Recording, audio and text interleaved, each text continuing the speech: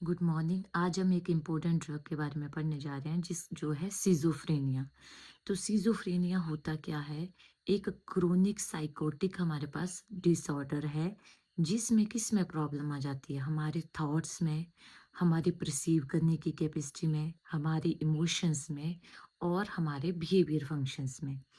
Generally हम बोलते हैं कि जो सिजोफ्रेनिया होता है वो क्रोनिक साइकोटिक डिसऑर्डर होता है जिसमें अफेक्ट क्या होता है? हमारे थॉट्स, हमारी परसेप्शन, हमारे इमोशन और हमारा बिहेवियर।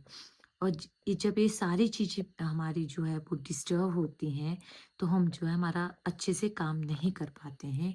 ये टू टाइप का होता है, एक होता है हमारे पास पॉजिटिव और एक होता है हमारे पास नेगेटिव सिम्टम आते हैं पेशेंट को। पॉजिटिव सिम्टम को याद रखने का तरीका है, आप इसमें ऐसे याद रख सकते हो कोई चीज इस पेशेंट में ऐड हो जाती है। जैसे कि ऐड हो जाती है उसमें हेलुसिनेशन, डिल्यूजन, डिसऑर्गेनाइज स्पीच और ऑर्गेनाइज्ड बिहेवियर। इट मीन्स ये चीजें इस पेशेंट में ऐड हो रही हैं, पॉजिटिव सिम्टम इसमें ऐड हो रहा है। नेगेटिव सिम्टम्स का मतलब है कि जो चीजें पेशेंट में माइनस हो रही है। जैसे कि पहले वो हँसता खेलता था, तो अब अफेक्ट मीन्स अब उसका चेहरा फ्लैट रह रहा है, ना वो किसी पे ज़्यादा हँस रहा है, ना रो रहा है, फ्लैट एक्सप्रेशन है। एलोगिया, एलोगिया का मतलब है उसकी जो सभी से बातचीत करने की वो है वो कम हो गया, डिक्रीज़ हो गया स्पीच। एवलेशंस का मतलब होता है लैक ऑफ मोटिवेशन। अब उसमें क्या हो गया, जो मोटिवेशन है वो लैकिंग हो रही है। एक होता है एनहीडोनिया, इसका मतलब होता है कि उसमें इनएबिलिटी आ जाती है किसी भी प्लेजर को एक्सपीरियंस करने की।